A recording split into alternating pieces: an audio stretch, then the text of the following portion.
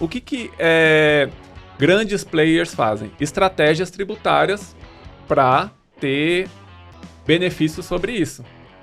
Então, quando um grande player vende um combo, sanduíche mais batata mais bebida, tem muita estratégia ali. Tem estratégia de venda, estratégia de marketing e também estratégia tributária. Por mais que a gente não tenha conhecimento disso, existe também estratégia tributária. O que os grandes players fazem? Aí vocês já devem estar imaginando os dois maiores players mundiais aí.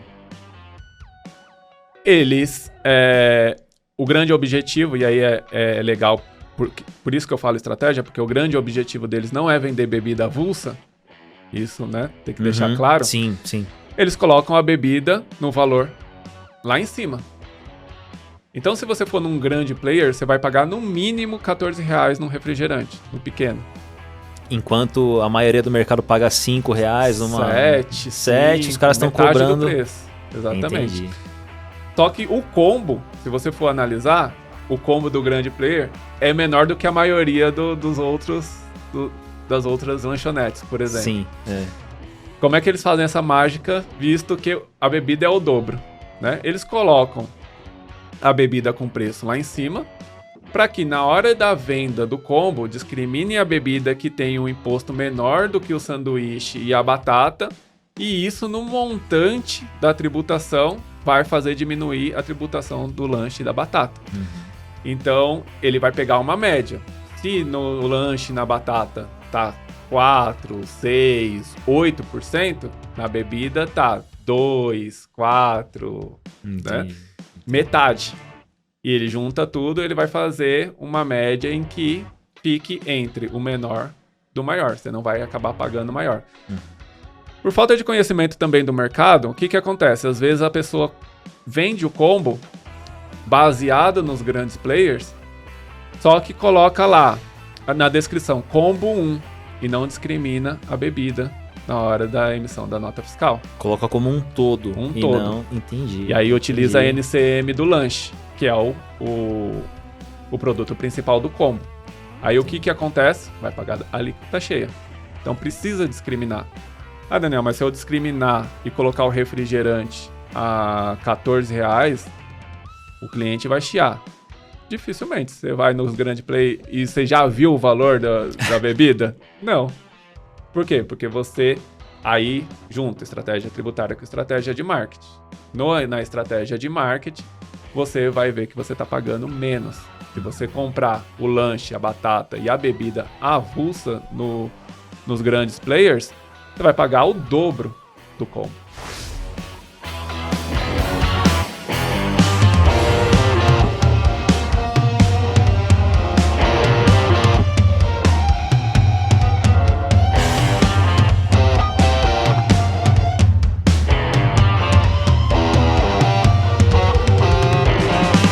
Salve, salve pasteleiros e pastelovers, eu sou Danilo Agonilha e esse é o podcast Guia do Pasteleiro. E hoje recebo aqui nessa bancada um convidado muito especial, cara que é especializado no segmento de restaurantes na área contábil, tá? Tem muita técnica, muita informação para contribuir com nós e eu tenho certeza que vai ser um episódio muito especial. Então, hoje recebo Daniel Segura, da Contadores dos Restaurantes. É isso Seja aí, bem-vindo. Prazer estar aqui. Muito obrigado pelo convite. Obrigado eu por aceitar o convite e participar. A Contadores dos Restaurantes, que além de participar do projeto, eu fiz questão de convidá-los, porque os caras são especialistas no segmento. Os caras sabem o que falam. Eu já acompanhei podcast do Daniel, que ele tem um podcast. Sim. Já acompanhei conteúdo dele no Falando de Delivery. E não podia deixar de chamá-lo aqui para o nosso projeto também. Então, para começar o nosso bate-papo, antes de começar o nosso bate-papo, aliás, eu quero agradecer aos patrocinadores, às empresas que apoiam o nosso projeto. Então, começando pela Favorix, que foi a idealizadora desse movimento, fabricante de massa de pastel especializada na linha tradicional e linha saborizada. Então, se você quer fazer o marketing do diferencial na sua pastelaria, vale a pena conferir nossas soluções. A Toshiro, fabricante de máquinas para o segmento de pastelaria, uma empresa que revolucionou e vem revolucionando o segmento da indústria do pastel. Nova Inox, fabricante de fritadeiras, tem a melhor solução para você que passa a cozinha. Então tem fritadeira, tem escorredor, gaveteiro. Os caras são feras. Tem minha assinatura embaixo aí também. Contadores dos restaurantes, e vocês vão descobrir o porquê os caras são feras e estão aqui hoje nessa bancada. E também o Anota Aí, que é o robozinho mais inteligente do mercado. O Anota Aí que tem plataforma de gestão dos restaurantes e também automatização do seu WhatsApp. Beleza? Dados, então, esses primeiros recados, vamos começar nosso bate-papo aqui. Meu convidado. Então, Dani, obrigado mais uma vez, de verdade, cara, de coração. Pra gente começar esse nosso bate-papo, se apresenta pra galera, conta um pouquinho da sua trajetória profissional, da sua formação, e a gente vai tocando o barco aqui, tá bom? Legal. Bom, meu nome é Daniel Segura, sou um dos contadores dos restaurantes, e a minha história com contabilidade é bem antiga, na verdade, desde que eu nasci. No ano em que eu nasci, os meus pais, eu acho que eu não estava dando tanto trabalho como bebê, resolveram também empreender nesse segmento de contabilidade. Então, eu vi muitas mudanças acontecendo na contabilidade e eu acompanhei muito de perto, porque meus pais me levavam sempre para o escritório, né? E eu brincava ali com os papéis da contabilidade. Uhum. E desde novo eu vejo todo o cenário desse segmento. Mas, obviamente, meu pai me colocava só para as funções mais chatas, quando eu era adolescente, quando eu queria aquele meu primeiro emprego. Então, eu acabei desgostando da contabilidade, porque ele me colocava, na época, né, não existia tanta informática, tanta tecnologia, então ele me colocava para organizar a nota fiscal, escrever no livro. Antes era um livro, todas as notas fiscais que hoje puxa automática, você tinha que escrever no livro cada nota fiscal, cada detalhe, e eu detestava aquilo. Uhum. Né? Então, eu peguei essa essência da contabilidade negativa. E a minha primeira formação é publicidade e propaganda. Tem nada a ver com a contabilidade, já tava com aquela coisa de querer fugir do meio aí. Exatamente. Então, né? Boa. Só que a contabilidade tem uma coisa que ela nunca deixou eu fugir dela, ela sempre me puxa. E aí, eu trabalhei em algumas agências de publicidade, algumas empresas grandes também eu estagiei, mas meu pai me fez uma proposta com aquela chantagem de, eu vou deixar o escritório para quem? Né? Tá até hoje lá. E em 2009, mais ou menos, eu falei, tá, pai, eu vou para a contabilidade, mas eu vou ser sócio seu. Já fiz aquela proposta lá em cima, né? Então, e eu vou ficar mais na parte de vendas, de marketing. Aí ele olhou assim, vendas, marketing, contabilidade. Tá doido, mas... Não precisa disso no escritório, né? Esse moleque, como ele estudou isso, ele quer aplicar isso, deixa ele. Então, aí eu virei sócio dele e comecei a fazer alguma coisa de marketing e vendas ali dentro do escritório. Conseguimos crescer bastante, mas com segmentos diversificados, né? Como a gente bateu um papo anteriormente, a gente tinha muitos segmentos diversificados dentro da nossa carteira. E quando iniciou-se a pandemia, agora já recentemente, eu fiz uma amizade bem legal com a minha sócia, professora Patrícia, que ela é especializada em alguns tributos que a gente consegue isenção dentro dos restaurantes. A gente vai falar mais sobre isso aqui. Uhum. E a gente deu um match ali profissional e vamos fazer uma fusão dos escritórios. Ela tinha um escritório em Fortaleza e eu em São Paulo, mas eu precisava de um motivo para não voltar para o escritório físico, que eu não gostava daquilo. Entendi. Né? Na pandemia, então, você começou aquela coisa de home office e tal, exatamente. Já não... Para não voltar mais... Gostou daquela rotina, falou, bom... Agora... vou trazer ela para ser minha sócia, aí não tem como voltar para o escritório, porque ela está em Fortaleza e eu estou aqui, né, e vou vender essa ideia para os meus pais.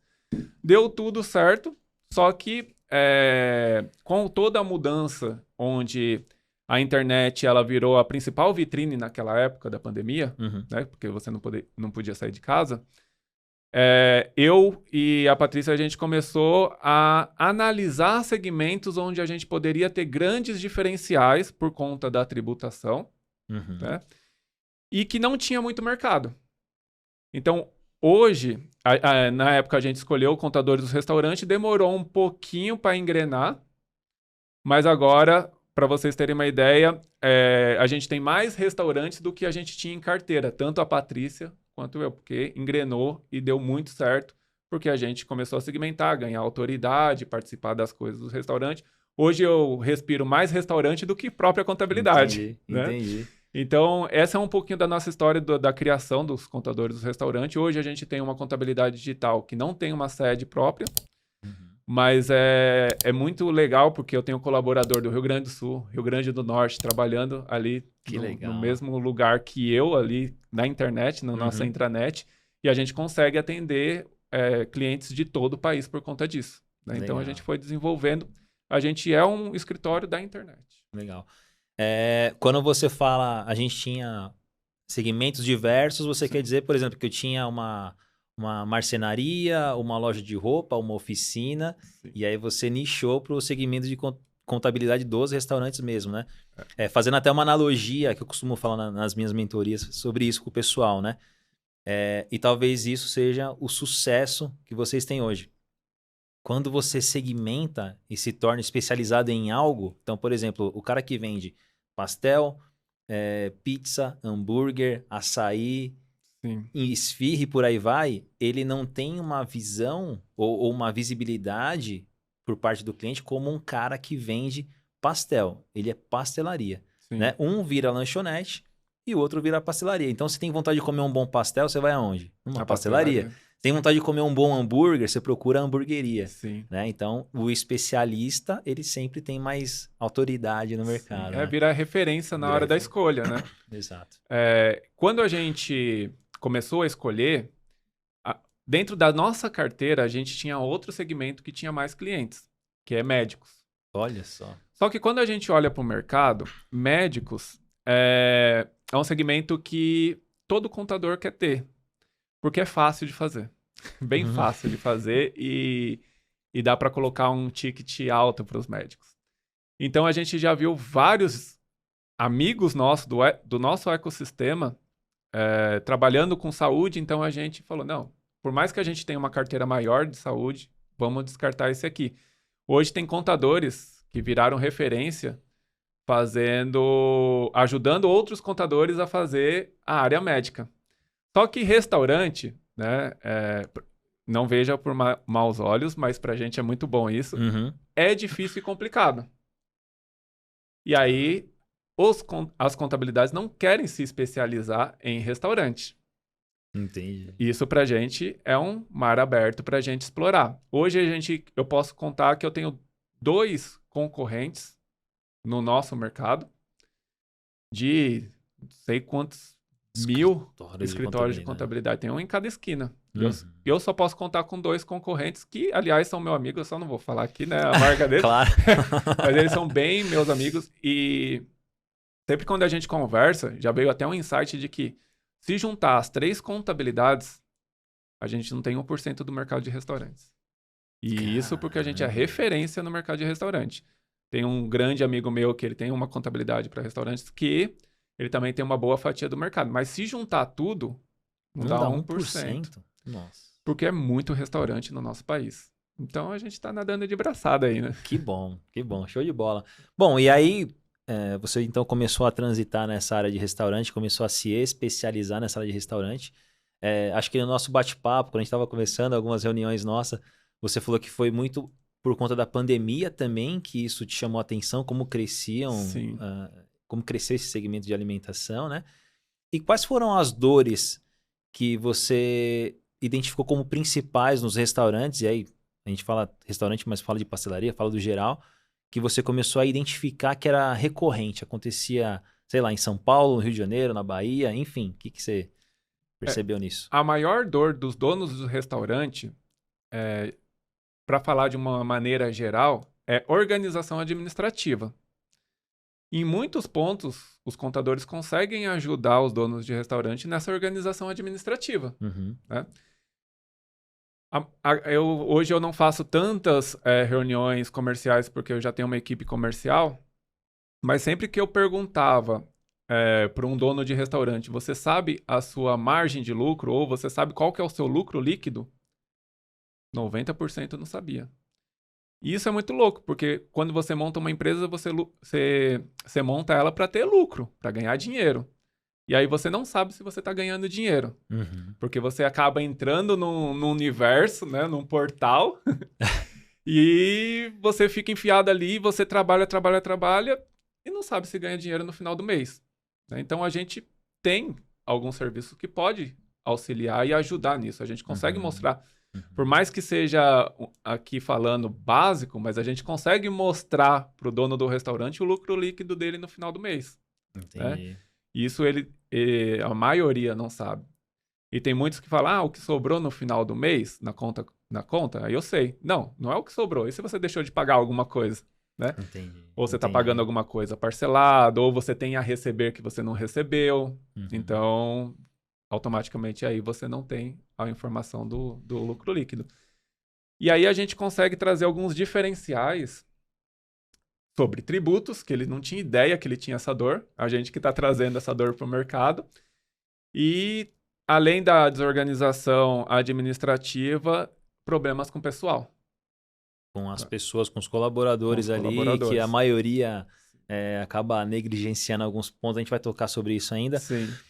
Ainda falando dessa parte que você falou sobre lucro, eu acho que passa muito por aquela fase. O cara está começando, ele é sozinho, ele é o operacional, Sim. ele é o administrativo, ele faz tudo e acaba sobrecarregando. E as pessoas acabam, por falta de conhecimento, não conseguindo conduzir da melhor forma, né?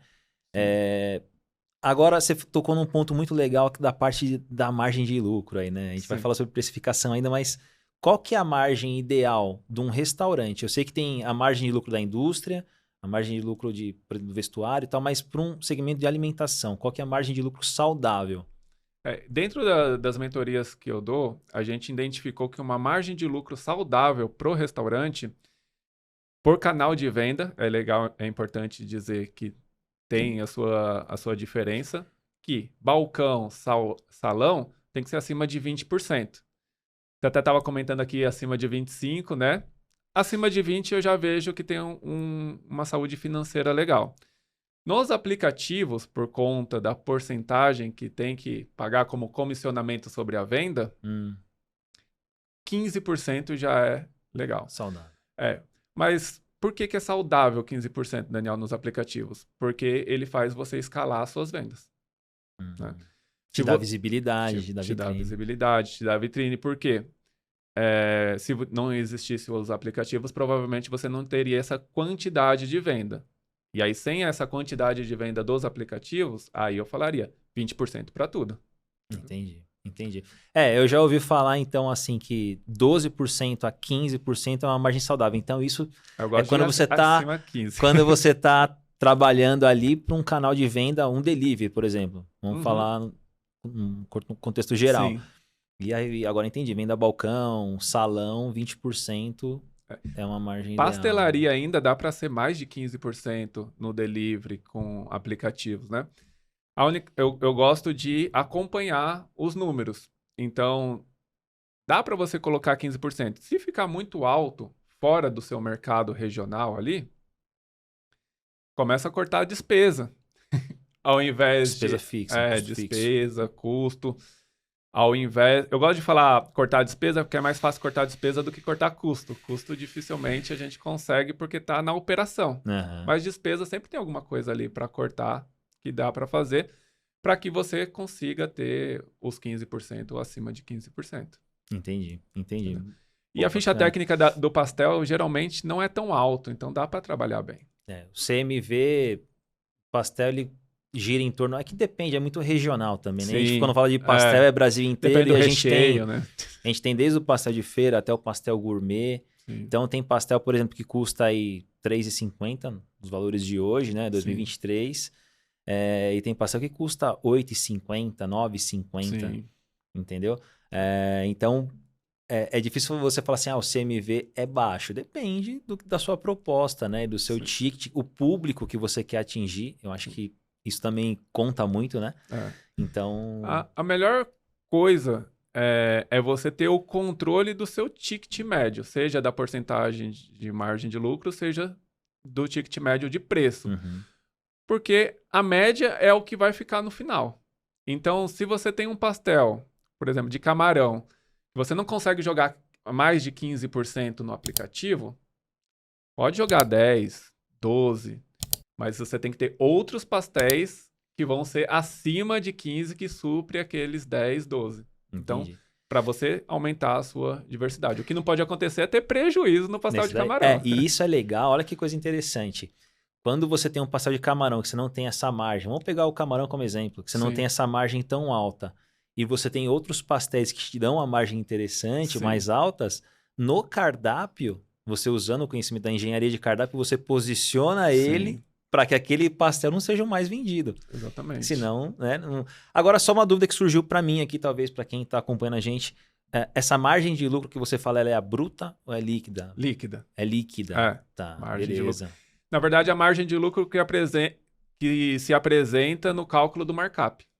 Tá. Né? Então, a gente faz a precificação lá por markup, né? Nas nossas mentorias, e a gente consegue identificar a margem de lucro que dá para ser aplicado baseado num histórico, né? De lucro bruto, de custos, de despesa e de insumos. E aí, o que você recomenda, pessoal, para fazer uma média? Calcular o quê? 1 mês, 2 meses, 3 meses? O que é o ideal aí? Acredito que no ramo de pastel não seja tão sazonal de no verão vender muito mais do que no inverno. Acredito que pastel a gente come o ano inteiro, não é tão brusco como sorvete, por exemplo. Você tem que saber qual que é o ponto de equilíbrio de média do seu histórico. Se der para fazer nos 3 últimos meses, porque é aquela média que provavelmente você vai ter nos 3 próximos meses, faz os 3 últimos. Né? Se você ver, foi muito sazonal esses meus 3 últimos meses, faz de 6 do semestre ou do ano. O importante é que você tenha uma média, um histórico, e replique ele nos próximos 3 meses, nos próximos 6 meses, porque aí assim você consegue fazer aquela tão sonhada receita previsível. Porque você só não vai conseguir fazer a receita previsível se der algum problema. Né? Só que aí um problema é cozinha pegou fogo. Obviamente você vai ter mais despesa, mais custo, você não vai ter aquela margem de lucro. Quebrou um equipamento, Quebrou tem equipamento, manutenção. Exatamente. Então, mas dá para se fazer uma margem de lucro se tudo decorrer conforme o histórico dos 3 últimos meses. Entendi. Aí você consegue ter a média de margem de lucro pelo markup batendo com o lucro líquido no final da demonstração de resultados. Show. Perfeito. Vamos trazer um pouco mais para a área técnica aqui da parte contábil, né? Que é bem interessante trazer esse tipo de informação para a galera, né? Sobre a estratégia dos impostos, né? Agora, o escritório Contadores dos Restaurantes especializado nesse segmento, acredito que tenha muito hackzinho, essa palavra que a galera usa muito hoje em dia, né? Sim. Sobre os impostos, alguma forma de você conseguir baixar imposto para sobrar mais grana ali no final do mês, né? O que você consegue contribuir com a gente sobre isso? A nossa tributação aqui no nosso país é muito louca. É totalmente diferente de outros países, que é mais simplificado. Aqui no Brasil é bem... Pois é. Existe uma guia que vocês recebem todo mês, a grande maioria, provavelmente, que se chama Simples Nacional, que de simples não tem nada. Ele já tentou ser simples. Igual essa reforma tributária que estão querendo colocar agora, é para simplificar os impostos. Mas ao decorrer dessa simplificação, os deputados, senadores vão falando, opa, esquecemos de colocar esse detalhe aqui. Esquecemos de colocar esse outro detalhe aqui. E aí vão fazendo normas, né, e decretos em cima do simples, fazendo com que eles fiquem se modificando e acaba não sendo tão simples assim. Dentro do ramo de restaurantes, pastelarias e afins, existem muitas mudanças tributárias dentro dos produtos. Tá? A principal delas é sobre as bebidas. Né? Dentro das bebidas, daquela guia que você recebe todo mês do Simples Nacional, existem impostos federais e estaduais. Né? E existem normas estaduais e federais. Não é só federal, mas sim estadual também. Por isso que vira essa bagunça toda. E ainda quem é prestador de serviço, que não é o caso aqui, é municipal. Então, são muitas normas e é uma loucura doida aí nos impostos. Então, não é só pegar uma alíquota, aplicar sobre o faturamento bruto e ter o resultado. Não. Cada produto tem uma alíquota diferente. Por que isso? Porque Ao decorrer do Simples Nacional, foi feito um decreto, uma norma, dizendo que as bebidas têm um chamado tributação monofásica ICMS-ST, que pega esses 3 impostos que estão dentro da guia do Simples Nacional e são recolhidas todas as cadeias na fonte. Então, a indústria ali da... Posso colocar Tranquilo. A indústria da Coca-Cola paga o imposto de PIS, COFINS e ICMS de toda a cadeia até chegar no consumidor final. O que acontece? Facilita a vida do governo e dificulta a vida dos empresários. Por quê? Porque você tem que ir manualmente tirando esses impostos ao decorrer da cadeia. O que acontece? Às vezes, por falta de experiência, de conhecimento ou por falta de capacidade operacional, pode se bitributar nessa cadeia. Que aí a pessoa está pagando 2 vezes o imposto. O imposto, exatamente. Entendi. Então, acaba pagando aquele PIS, COFINS e ICMS 2 vezes. Que já foi pago na indústria, aí quando o cara, ele recebe a guia, ele paga novamente. Paga novamente e bitributa. E eu vi uma vez, eu acho que em algum episódio, não lembro qual, que você falou que se tem a quebra do percurso da nota fiscal, também isso corre o risco de acontecer. Não pode deixar isso acontecer, né? Esse é um problema comum também no segmento. Se você compra a sua Coca-Cola sem nota fiscal, você vai ter que pagar um imposto cheio. Por quê? Porque você não tem uma comprovação de que aqueles impostos foram tributados na fonte. Entendi. Só na teoria. Mas na prática você não tem. Então, eu vejo... Isso é um risco de mercado. Porque eu vejo também alguns contadores fazendo o quê? Ah, não. Refrigerante tem PIS, COFINS e ICMS tributado tudo na fonte e tira. Mas se não tem nota fiscal de entrada, quem diz que foi tributado na fonte? Aí o fiscal pode falar assim, quero as notas fiscais de entrada. Não tem. Então é a alíquota cheia. Entendi. E aí joga a diferença para as bebidas também. É um controle muito doido que a gente precisa fazer. Lá no contador do restaurante, a gente só faz baseado na entrada. Tá? Então, por que isso acontece? É bom ter o conceito de por que isso acontece. Mas por que bebida isso acontece? Porque, na teoria, Receita Federal e estados entenderam que existem alguns produtos que são fáceis de serem sonegados na cadeia até chegar ao consumidor final. E eles colocaram a bebida nessa lista. Se a gente for olhar para o mercado informal, camelô que vende a bebida ali tem uma quebra. Sim, né? sim. Então é por conta dessa visão de tem ambulante vendendo refrigerante, vamos colocar refrigerante industrializado. Né? Então, por exemplo, se você vende um suco natural dentro do seu estabelecimento, não tem. Só o suco industrializado. Né? Tem que ser produto bebida industrializada. Sim. Alcoólico entra ou não? Alcoólico entra também. Entra também? Entra também. Boa. Desde que ele não seja manipulado para fazer uma caipirinha. Uma vodka. Por isso que é muito louco. Ou existem algumas regras que podem ser tirados alguns impostos. Então, vou dificultar um pouco aqui mais o assunto, né? Tirou o PIS, COFINS e ICMS por conta que foi tributado todo na indústria. Mas a soda italiana, por exemplo, que tem água com gás e o xarope. Né? O soro, o xarope, muita gente, né, fala soro também. E aí, como é que faz? Porque a água gaseificada foi tributada toda na fonte. Existem decretos federais e estaduais, como eu disse. Então, tem estado que não aceita, fala, não, vai pagar ICMS de novo, por conta da manipulação. E tem estado que não, posso tirar o ICMS. Mas existem alguns produtos que no federal podem tirar o PIS e COFINS, que é o deles.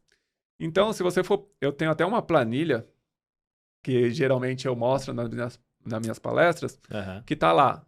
Alíquota efetiva do Simples Nacional, que é a normal sobre os alimentos, 4,67%.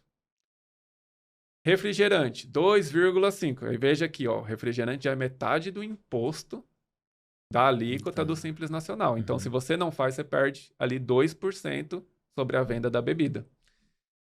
Suco, 3, alguma coisa. Soda italiana, 4, alguma coisa. Nunca é a mesma porcentagem. Então, por isso que tem que ter os conhecimentos. Porque, às vezes, tira o PIS, tira o COFINS, tira o ICMS, ou não tira um, deixa outro, então vira uma salada, uma bagunça que você precisa estar atento na legislação, nos decretos, nas normas, para que você não tenha prejuízo. Acredito muito que, assim, do mercado se fale muito dos refrigerantes e das bebidas industrializadas, mas tem norma para soda italiana, para o suco, para caipirinha, que precisa ser analisado ali na região também, no estado, para ver se dá para tirar alguma coisa. Entendi. Não, show de bola. Eu acho que isso daí já abre muito a mente da galera, né? Sobre a importância que a contabilidade tem na operação da pessoa. Não é só ali pegar, vamos mandar para um contador as notas aqui, ele manda lá minha guia no final do mês, eu pago, tá tudo certo. É importante você repassar ponto a ponto, né? E aí a gente sabe também que existem algumas formas de você, não vou usar a palavra driblar, mas você conseguir baixar as alíquotas, inclusive na venda dos alimentos, né? Que são a formação dos combos, né? Eu já ouvi falar que o McDonald's usa muito essa técnica para baixar o custo dos impostos que eles pagam. Sim, né? A gente faz alguma coisinha lá também. Como que é? Agora vamos mandar para a galera essa dica aí. A bebida em si, no segmento de restaurante, ela é unânime em todos os restaurantes, seja pastelaria, comida brasileira, hamburgueria. Então, sempre vai ter essa diferença de alíquota no imposto, por mais que seja simples nacional. O que grandes players fazem? Estratégias tributárias para ter benefícios sobre isso. Então, quando um grande player vende um combo, sanduíche mais batata mais bebida, tem muita estratégia ali. Tem estratégia de venda, estratégia de marketing e também estratégia tributária. Por mais que a gente não tenha conhecimento disso, existe também estratégia tributária. O que os grandes players fazem? Aí vocês já devem estar imaginando os dois maiores players mundiais aí. O grande objetivo, e aí é legal, por isso que eu falo estratégia, porque o grande objetivo deles não é vender bebida avulsa, isso, né? Tem que deixar claro. Sim, sim. Eles colocam a bebida no valor lá em cima. Então, se você for num grande player, você vai pagar no mínimo R$14 num refrigerante, no pequeno. Enquanto a maioria do mercado paga R$5, sete, os caras estão cobrando do preço. Exatamente. Entendi. Só que o combo, se você for analisar, o combo do grande player é menor do que a maioria das outras lanchonetes, por exemplo. Sim. Como é que eles fazem essa mágica, visto que a bebida é o dobro, né? Eles colocam a bebida com preço lá em cima, para que na hora da venda do combo, discrimine a bebida que tem um imposto menor do que o sanduíche e a batata, e isso no montante da tributação vai fazer diminuir a tributação do lanche e da batata. Então, ele vai pegar uma média. Se no lanche e na batata tá 4, 6, 8%, na bebida tá 2, 4, né? Metade. E ele junta tudo, ele vai fazer uma média em que fique entre o menor do maior. Você não vai acabar pagando o maior.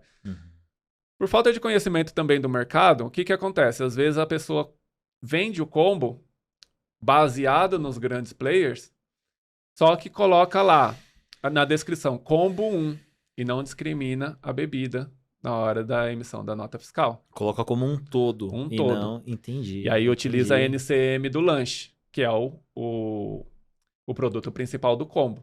Aí o que acontece? Vai pagar a alíquota cheia. Então precisa discriminar. Daniel, mas se eu discriminar e colocar o refrigerante a R$14, o cliente vai chiar. Dificilmente. Você vai nos grandes play e você já viu o valor da bebida? Não. Por quê? Porque você aí junta estratégia tributária com estratégia de marketing. Na estratégia de marketing, você vai ver que você está pagando menos. Se você comprar o lanche, a batata e a bebida avulsa nos grandes players, você vai pagar o dobro do combo. A estratégia não é vender bebida. Aí é o ponto que você deixou claro, né? Exatamente. E aí eu até anotei, então não é o drible, eu tô aqui falando, é a estratégia tributária, tem a palavra certinha tributária aí para você pagar menos imposto. Pagar menos. Se a bebida é o que tem menor imposto, por que a bebida no combo vai ter o preço menor? Que também eu vejo muito, né? eu já vi casos que entraram lá no nosso negócio em que a estratégia de marketing era compre sanduíche e batata e ganhe a bebida. Se você fala ganhe a bebida, você tem que zerar a bebida. Ou seja, você vai pagar a alíquota cheia. Nossa, verdade, Entendeu? cara. E eu vejo muita gente fazendo isso, por não ter o conhecimento dessa parte tributária. É mais fácil você falar Onde que o tem um certo, desconto. só pra gente contextualizar, onde seria o certo a pessoa colocar, compre o pastel e a bebida e ganhe um pastel salgado, por exemplo. Você Exatamente. entregar outro produto e não a bebida. Batata. Uma batata, por Que exemplo. tem a mesma tributação do lanche, que é a alíquota maior do Simples Nacional. Então, dá para se fazer estratégias em cima da bebida. Não é que você vai vender a bebida como estratégia. Entendeu? Entendi. E o que é interessante também? Ah, Daniel, mas aí eu vendo o refrigerante avulso aqui. Se eu colocar R$14, eu vou parar de vender. Isso você tem que olhar, obviamente, para o cenário do seu negócio e ver se de fato você vende muito avulso. Tá. E ver também na estratégia de marketing, estratégia de venda, se não vale a pena fazer igual os grandes players, deixar de que o avulso não faça sentido ou que o avulso seja um prejuízo muito grande. Porque a Coca-Cola... falei que a Coca-Cola, tranquilo, sem novidade. o refrigerante nos grandes players, que não é só a Coca-Cola, são todos os outros refrigerantes, eles deixam lá no avulso a R$14. Dificilmente alguém vai no grande player e fala assim, me vê um refrigerante. Que nos grandes players é xarope mais água gasificada do que comprar R$7 na lanchonete do lado, Então, que é a lata. Me gerou uma dúvida nisso, você tocou nesse ponto. Eu não posso considerar, ou, sei lá, o governo deveria considerar manipulado xarope mais água gasificada do que um refrigerante industrializado que está pronto? É que os impostos são todos pela NCM. E você está vendendo o que ali no final? Refrigerante. Então o NCM conta a mesma coisa. Conta a mesma coisa. É diferente só pra gente entender, então o NCM de uma vodka seria diferente de uma NCM de uma caipirinha, alguma coisa nesse sentido. O que é a NCM? A gente tem um CPF, as empresas têm o CNPJ e os produtos têm a NCM. Ah, que legal. Então é o número de registro. Quando vai vender, você não tem 2 CNPJ porque você automaticamente quer, né? Então, os produtos é a mesma coisa. Você não pode ter 2 NCM para o mesmo produto. Às vezes a gente fica confuso na NCM, né? Qual é a NCM que eu vou ter nesse produto? Mas é só uma. Então, o refrigerante à venda é só uma, independente se ele tem alguma transformação, né? Ou se ele é em lata. Teoricamente, né?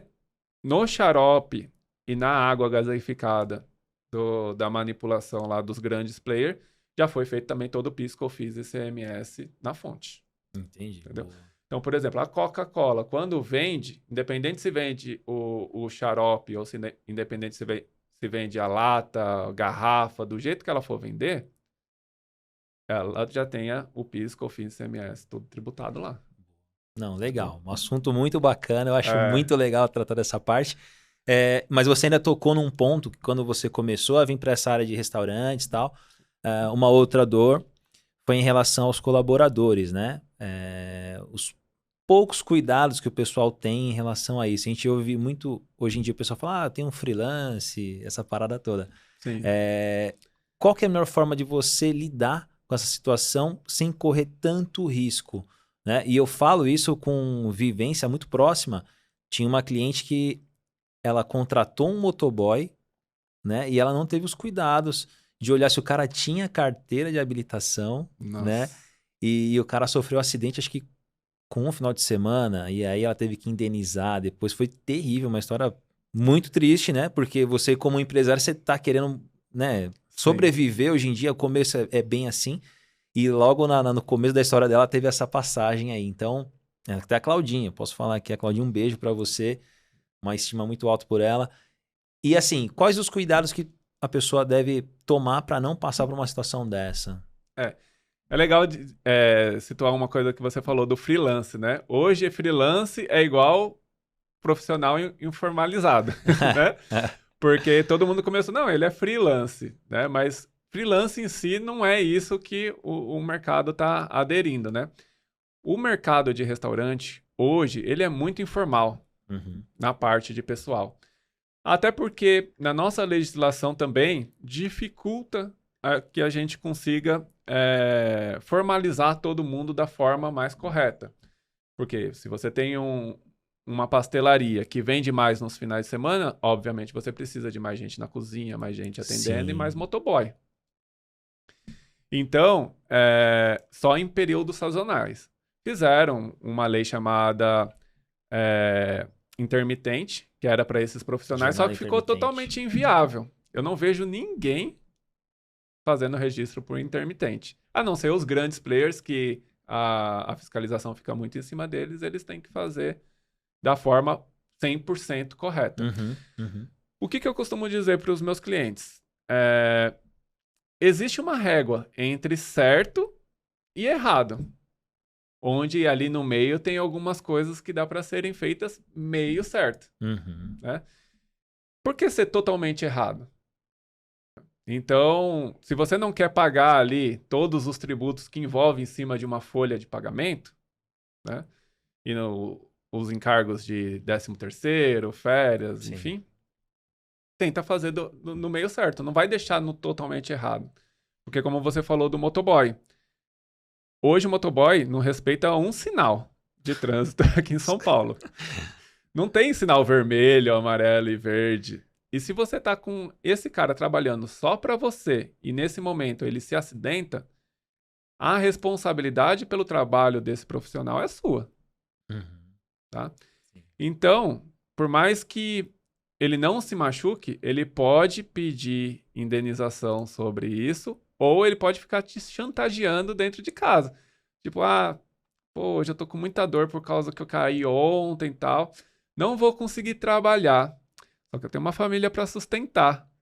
Nossa. E aí, você sabe, né, que se eu for procurar meus direitos, eu vou ter.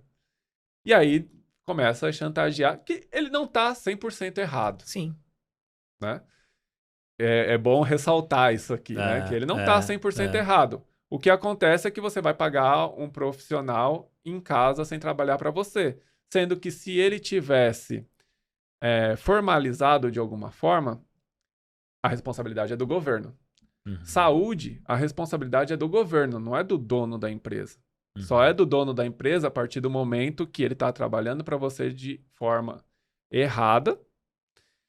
E o governo fala, não, ninguém mandou ele estar lá trabalhando de forma errada. A responsabilidade aqui não é minha. Por mais que no hospital vai ser, mas pós-hospital, se tiver lá mais de 15 dias, né, de atestado, o governo vai falar, não vai entrar na caixa não. Não está contribuindo. Não, e aí tem um ponto também que você tocou nessa parte, né? Um ponto importante que você tocou dessa forma, o cara te chantageia, você paga para ele estar em casa. Sim. E ainda assim, você está pagando, você não está pedindo recibo, você não tem como pedir. E aí você paga duas vezes, que você pode pagar para o cara ficar em casa, passou um tempo, ele entra na justiça, né? O famoso colocar no pau, você paga duas vezes, né? Sim, porque essa informalidade não tem registro.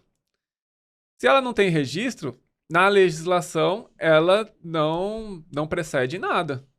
Então, se você pagou esses dias que ele estava em casa, eu ouço muito isso. Pô, eu paguei enquanto ele estava em casa e ainda assim entrou na justiça contra mim. Se ele tem a oportunidade e se ele for conversar com qualquer advogado, ele vai sair lá com a cabeça de que ele precisa entrar na justiça. Porque o advogado sabe as brechas. Né? E aí você vai acabar tendo que fazer um outro acerto na justiça. Tá, Daniel, mas aí você falou dessa régua também do meio certo. O que seria meio certo? Se você não quer contribuir 13º, férias, INSS e... enfim, fundo de garantia, muita coisa realmente a gente contribui, né? Quando você tem um colaborador, ele custa o dobro do salário. Sim. Faça ele ser o seu prestador de serviço, principalmente esses colaboradores que não estão todo dia na sua empresa. Tá 100% certo? Não, porque tem a legislação do intermitente. Mas tá meio certo. Que seria você exigir que ele tenha um CNPJ e emita uma nota fiscal para você de prestação de serviço. Sim. Vejo muita gente fazendo isso no mercado, Uhum. mas ainda assim não se atentando aos detalhes. Então, por exemplo, contratei um motoboy, só que ele é prestador de serviço, ou freelance em si, né? Uhum. É, Carinhosamente freela. Agora é. a galera fala freela. Então, o freela é o prestador de serviço, só É. que você tem que tomar cuidado, Uhum. né? Não deixar ele totalmente informal. Ele precisa ter CNPJ. Quando você for fazer a transferência dos valores dele, você teria que fazer a transferência numa conta pessoa física ou pessoa jurídica? Jurídica. A maioria faz na Na pessoa física. Paga E aí, mal, paga 2 vezes. quando faz na pessoa física, automaticamente para o juiz, como é que você está se você está pagando na física, ele é seu funcionário. Você disse que ele era prestador de serviço, um prestador de serviço tem conta pessoa jurídica. São pequenos detalhes que a pessoa, né, O advogado encontra essa brecha, justamente. encontra essa brecha. É. Outra coisa que eu vejo muito também, não tem um contrato de prestação de serviço. Como é que ele é seu prestador de serviço e não tem um contrato de prestador de serviço? Cadê as notas fiscais que ele emitiu para você como prestador de serviço? Não tem. Aí tem a legislação, né? Como eu já disse muitas vezes aqui, ela é muito doida. Tem isso também. O MEI, ele não é obrigado a emitir nota fiscal para pessoa física. Sim. Mas para pessoa jurídica, sim. O motoboy, ele está fazendo uma prestação de serviço para pessoa jurídica. Não está fazendo um serviço para você, pessoa física. Então, ele tem que ter nota fiscal nessa intermediação de serviço. Tá? Entendi. E muitas outras coisas. Não adianta também deixar contrato certinho, nota fiscal sendo emitida pelo motoboy, conta pessoa jurídica, se ele tem uma conversa no WhatsApp e você subordinando ele. Prestação de serviço não pode ter subordinação. Então, se ele tem... Agora o pessoal vai ficar aqui. Meu Deus. Mas se ele tem uma conversa no WhatsApp dizendo, você tá atrasado. E aí, não vai vir? E aí, não vai vir hoje? É subordinação, você está cobrando. Exatamente. Subordinação, para a galera entender, é você se colocar acima e emitir ordens para aquele colaborador, cobrar, exigir a pontualidade, exigir que ele faça não a rota que ele gostaria de fazer, isso por exemplo de motoboy, né? E sim a que você está determinando, isso já... Sim, então se ele tem provas de subordinação, e aí a subordinação é que mata tudo isso, né? Porque você tem que ficar atento para não subordinar ou não ter provas de subordinação. Porque advogado ama isso. Coisas que dá para você subentender que tenha. Você era um funcionário. E subordinação, se você contrata um pedreiro para sua casa, você vai subordinar. Óbvio, não, você tem que fazer o telhado do jeito que eu quero, você tem que fazer o piso do jeito que eu quero. Mesmo assim, ele não é seu funcionário, né? Ele é um prestador de serviço. Só que você não controla a hora que ele chega. O pedreiro não tem hora para chegar, né? Tem hora para sair, mas para chegar não. E hora de almoço. E hora de almoço.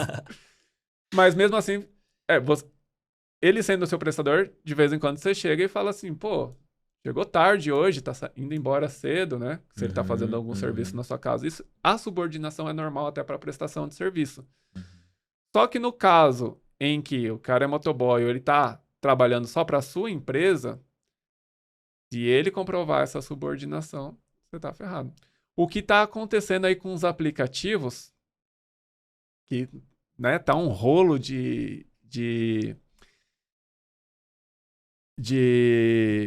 da área tributária, não, da área trabalhista, né, por conta que o governo tá querendo regularizar os motoboys que trabalham por aplicativo. Porque ali no aplicativo... Exato. Pode-se entender que tem uma subordinação. Você tem entrega tal para chegar lá em 15 minutos. O aplicativo está subordinando. É verdade, cara. Por mais que isso não é só para o motoboy, mas também para o Uber e etc e tal. Porque existe uma subordinação da rota que você tem que fazer. O que você tem que fazer. E aí, qual que é o impacto do mercado? O cara, ele pode trabalhar a hora que ele quiser. Tanto no aplicativo... quanto de motorista, né, do Uber, enfim.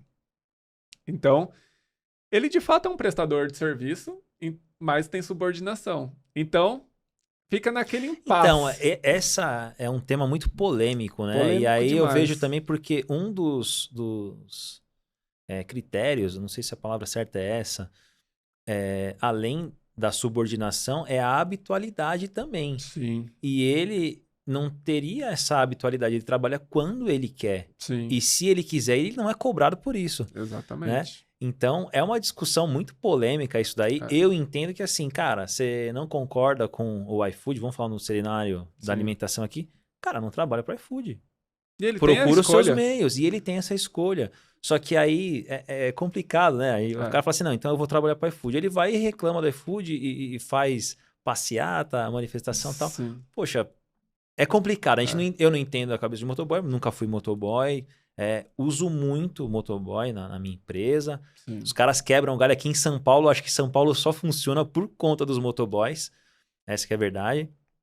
Mas esse ponto eu acho um pouco polêmico. Sim, Né? muito polêmico. Seria até interessante a galera depois, quando a gente fizer um corte dessa parte, a galera colocar nos comentários qual a opinião, a gente ouvir a galera, a maioria, o que acha sobre geralmente isso. Geralmente quando eu coloco coisas de motoboy, aí é motoboy contra dono do restaurante.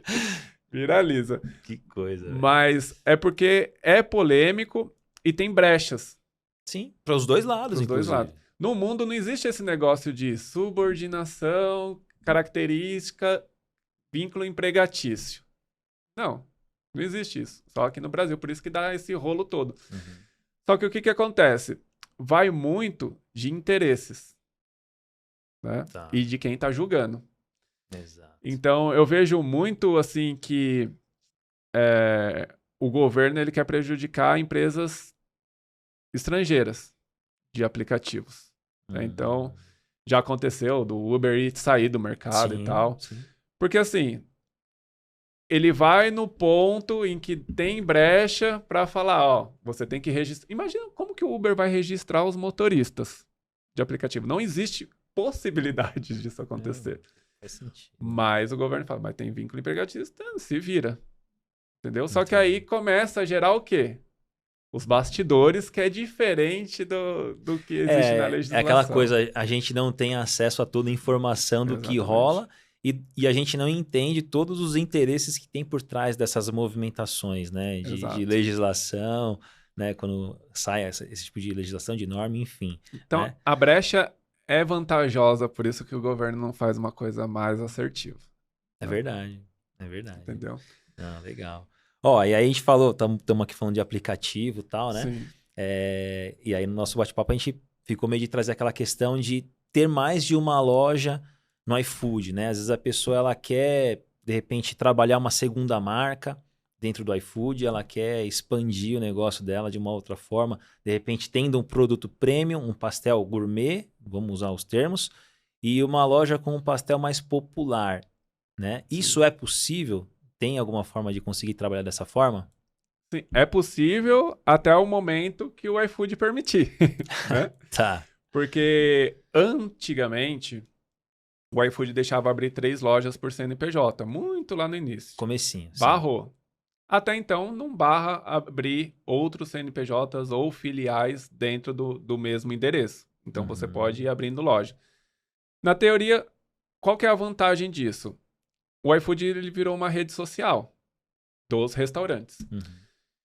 E ele é muito querido também pelo consumidor final. Né? Então, deu uma sobrecarga ali de restaurantes, igual acontece nas redes sociais, e isso os algoritmos começam a trabalhar com mais efetividade. Né?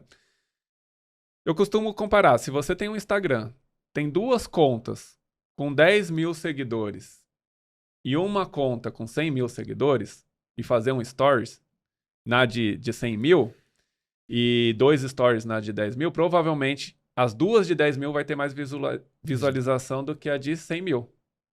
Porque é o algoritmo ali, os robozinhos trabalhando. Se você tem 2, 3 lojas no iFood, provavelmente você vai ser mais visitado, visto, do que se você tiver uma loja só. Entendeu? Ainda mais se você tiver boas avaliações em todas as suas lojas. Então, é uma estratégia em que parte mais por conta desse mundo digital, por conta do aplicativo, mas que dá para ser feito na parte formal. Você precisa ter outros CNPJs para abrir lojas, porque o iFood ele abre loja por CNPJ. Uhum. Existe também uma régua aí de certo e errado. É. Porque, teoricamente, se você for seguir a risca, abrir matriz e filiais no mesmo endereço, todos os faturamentos desses CNPJs, eles têm que ser feitos no cupom fiscal de cada CNPJ, ou seja, 3 maquininhas de cupom fiscal. Uhum. Né? O iFood ainda dá para centralizar e os softwares ainda dão para centralizar o faturamento ali, né? Mas você precisa ter um controle dos cupom fiscal cada um. que fica, assim, um pouco difícil de ser feito. Ainda mais que tem um cliente que chegou lá com 18 CNPJ. 18 lojas no mesmo endereço. No iFood. Tá? Impossível ele emitir cupom fiscal para todas elas, né? Então, esse é o certo. É ter e emitir o cupom fiscal para cada CNPJ. Qual é a forma correta também de ser feito? Matriz e filial, visto que você soma todo o faturamento para colocar a alíquota do Simples Nacional, lucro presumido ou lucro real, em cima do faturamento total.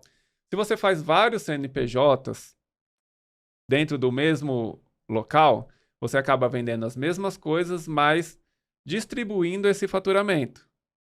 E quando você distribui, a sua alíquota diminui. E isso pode ser considerado sonegação. Então, esse é o 100% errado. Entendi. Né? E o meio certo já que se você abrir matriz e filiais, todo o faturamento ele é englobado para a alíquota, por que não emitir cupom fiscal só na matriz e deixar as filiais sem movimento? Dá para ser feito isso. Porém, não é 100% certo. Mas você não vai estar sonegando. Então, não tem como um fiscal chegar e falar assim, beleza, você está fazendo isso, eu quero a diferença da alíquota. Não tem diferença da alíquota. Eu estou pagando a alíquota efetiva de toda a operação de matriz e filiais aqui. Ou seja, o CNPJ foi criado só para abrir a loja no iFood. Exatamente. Única finalidade. Caramba, agora surgiu uma dúvida, né? Esse cara tem 18 lojas do mesmo segmento no iFood? Do mesmo segmento. Cara, e aí que segmento que é, por curiosidade também? Se eu não me engano, é comida brasileira. Comida brasileira? É. Cara, que coisa maluca. O que o pessoal tá fazendo também dentro do... E, assim, se você tem outros CNPJ sem ser matriz e filiais, você, consequentemente, você tem que ter outros sócios. Né? Tá. O que eu vejo é que aí sim faz sentido, mas você tem que ter uma argumentação, é que se você é uma sorveteria e vende caldo, você pode ter um CNPJ para caldo e um CNPJ para sorvete, que são 2 mercados diferentes. E um você pode ter um sócio e outro você pode ter outro sócio, né? E ter a argumentação de que o sócio do caldo não quis entrar no da sorveteria e sucessivamente. Se você fizer CNPJs diferentes, você tem que ter argumentação para que isso ocorra, para que seja distribuído a porcentagem da alíquota. Porque aí, se você, nas vendas de caldo, vai ser uma alíquota e na venda do sorvete vai ser outra. Né? O correto é ser matriz e filiais. Não necessariamente precisa fazer tudo organizadinho, certinho, que é o 100% certo. Mas na régua, você pode colocar ali matriz, filiais e deixar as filiais sem movimento. Tá? Existe assim...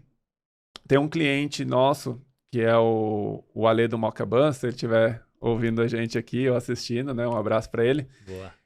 Ele vende Cinnamon Rolls. Não sei se você já viu. É uns docinho de canela americano muito bom. E ele vende só doce. Ele agora, no verão, decidiu fazer venda de sorvete. Um sorvete mais gourmet dele, com os mesmos ingredientes do Cinnamon Roll. É outro segmento, é outra pegada. É um segmento muda o NCM, como eu estava falando naquela hora técnica. Muda não só o NCM, mas o KINAI, que são as atividades. Também, verdade. E pode-se mudar sócios também, porque ele falou que a mãe dele vai ficar no Cinnamon Roll e a esposa dele vai ficar no Picolé, que de fato vai distribuir essa sociedade. Né?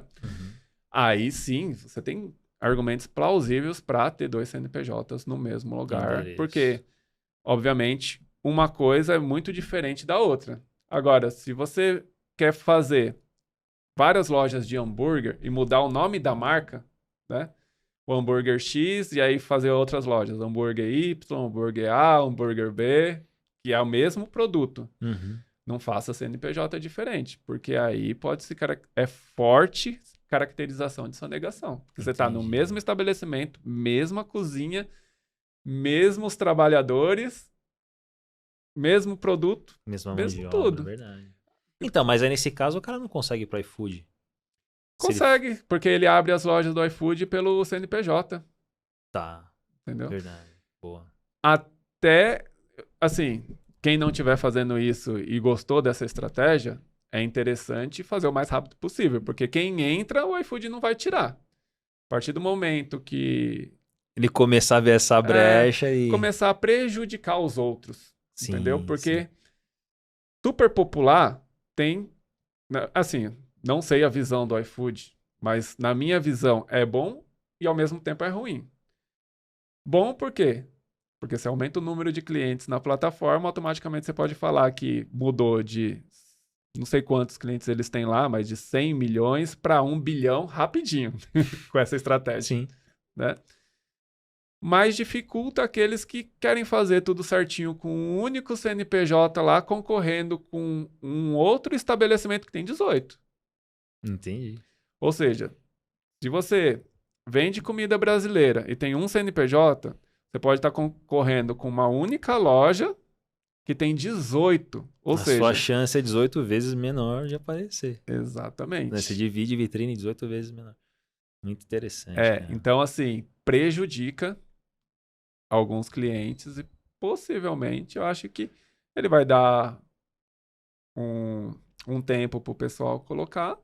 Isso não prejudica o iFood, não é um problema do iFood isso, Uhum, né? uhum. Até porque não tem como ter esse controle. E pro iFood é aquilo, se tá entrando grana do seu bolso, do bolso da sua empresa, da A, da B, da C, para ele tanto faz, tá entrando da mesma forma. Exatamente. Né? Quanto mais o cara gostar de trabalhar com iFood, para ele é muito melhor. Ele não é verdade? um representante de vendas. Exato. Entendeu? Então, ele quer vender. Né? Ele quer o comissionamento dele. Mas tem uma hora que vai prejudicar alguns, com certeza vai ser pauta para fórum, essas coisas que o iFood hoje faz. E pode ser que acabe. Mas acaba do momento que ele decretar para frente, não para trás. A gente tem clientes lá que tem 3 lojas no mesmo CNPJ. Lá do porque início foi do lá iFood. do início do iFood. Entendeu? Eles não mudaram. Quando eles decretaram, eles não mexeram nos anteriores, só mexeram nos daqui para frente. É uma estratégia. Né? E assim, acontece também nas redes sociais. Muita gente tem mais de um perfil. Sim, né? sim. E não existe um problema específico. O que acontece que vai, cada vez que vai entrando mais gente dentro de uma comunidade, vai diminuindo a voz dos que tinham mais voz, entendeu? Então, sim. é complicado isso. Show. Cara, que bate-papo maneiro. Eu achei que né, deu para passar uma visão muito legal pro pessoal de quantas técnicas, quantas estratégias tem por trás de um escritório de contabilidade, né? Não aquela coisa simples e burocrática que todo mundo está acostumado a ver. Inclusive eu, que estou há muitos anos no segmento, acompanho a galera, nunca vi alguém falar bem do escritório de contabilidade. Ah, sim. Isso Na verdade, o pessoal foge do contador. O pessoal foge, fala mal. Então, assim, a solução que vocês entregam começou a nascer lá atrás, quando eu vi no Falando de Delivery, comecei a acompanhar o trabalho, passei a indicar alguns clientes, recebi feedbacks positivos, aí você vai meio que validando até eu começar a acompanhar o seu trabalho de perto mesmo. Então, eu parabenizo por isso, porque realmente são soluções legais, não tem nada de, sabe, de mirabolante aqui, e que ajuda muito o dono de restaurante a levar o negócio dele para o próximo nível, a se manter no mercado, a aumentar o faturamento, colocar dinheiro no bolso, que isso que é o mais importante, né? Cara, o nosso tempo tá estourando aí, é muito rápido. Muito rápido. É muito rápido. Muito bom. Obrigado pelo bate-papo, obrigado pela participação aí. Eu sei que tem muito mais assunto que a gente podia estar trazendo aqui. A gente deixa para, de repente, uma próxima oportunidade. Vai ser um prazer recebê-lo novamente. Antes da gente encerrar, quem quiser encontrá-los na rede social ou algum canal de contato de vocês, pode dar o seu recado aí, fica à vontade, cara. Legal. Quem quiser saber mais sobre o meu trabalho, o trabalho do Contadores do Restaurante, estamos no Instagram, @Contadores do Restaurante, tudo junto. Temos também nosso canal do YouTube, temos o nosso podcast, que o Danilo vai participar também, né? O Opa. próximo episódio. E estamos lá no YouTube também, Contadores dos Restaurantes. Se você colocar na internet, no Google, Contadores dos Restaurantes, vocês vão achar alguma coisa nossa, porque a gente está bem forte nisso. Boa. O que é legal, a gente está conseguindo um engajamento no ramo de restaurantes, porque geralmente o contador ele vende prejuízo para o restaurante. E a gente mudou a chavinha para tentar vender mais lucratividade. E estão conseguindo, né? Então, conseguindo. E a gente só consegue isso por estar segmentado. Sim. Porque a gente está, de fato, mergulhado no mundo dos restaurantes, pastelarias e afins, e a gente sabe todas as notícias novas. A gente nem... Eu vou só deixar um spoiler para talvez um outro. Vamos. Tem nova legislação dizendo que você pode tirar PIS e COFINS se o entregador for do pagamento da comissão dos aplicativos, mas só quando a entrega é do aplicativo, não entrega própria. Então, para você ver... Quer tocar nesse assunto, quer explanar? Bora, não, velho. a gente deixa para um próximo. Então tá bom, então deixa esse gostinho aí. Porque ele é recente, é de agosto, mas por a gente ser... Eu trouxe aqui por a gente estar mergulhado no segmento, a gente consegue tudo em primeira mão. Então, a gente, quando tem oportunidade de diminuir o imposto, a gente vai diminuir o imposto. Que show. Beleza, então. Obrigado, então, Dani, mais Obrigado, uma vez. Daniel. Deixou seu arroba no... Aí, o meu pessoal, Daniel Segura, tudo junto também. E aí, eu trabalho lá com donos de restaurante, mas também com contadores, que eu tenho uma incubadora. Aqui é muita coisa. Beleza, então. Bom, galera, então a gente vai ficando por aqui. Se você curtiu esse bate-papo, se te ajudou de alguma forma, deixa aí seu like, se inscreve no canal que vem muito mais coisa boa pela frente aí, tá? A gente tá meio que caminhando pro final da primeira temporada, né? Tenho certeza que se você pôde acompanhar todos os nossos episódios para trás aí, conseguiu abrir sua mente de alguma forma e contribuir com a sua pastelaria, com você que é pasteleiro ou futuro pasteleiro, por que não? Tá? E para encerrar, eu quero agradecer novamente as empresas que apoiaram esse projeto, tá? De estar aqui levando conteúdo para vocês de forma gratuita, ajudando a sua pastelaria aí para um próximo nível. Então, a Favorix, a favorita dos pasteleiros, Nova Inox, Toshiro, anota aí, e os contadores dos restaurantes, tá legal? Tamo junto, até a próxima, valeu!